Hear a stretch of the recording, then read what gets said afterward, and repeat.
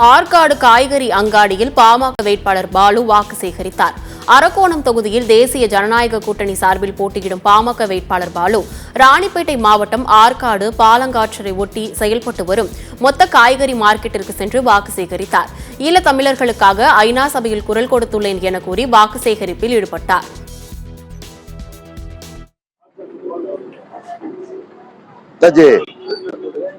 வணக்கம்.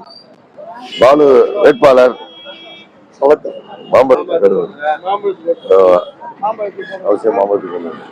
Sir. Balu sir மாம்பழத்துக்கு போடணும், எல்லாத்தையும் சொல்லணும்.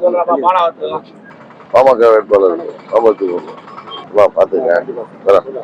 ரொம்ப சீரியஸா அதை வியூ பண்ணும். இப்ப சுற்றுப்புற சூழலுக்கு உலகம் முழுதும் பெரிய விழிப்புணர்வு இருக்கு.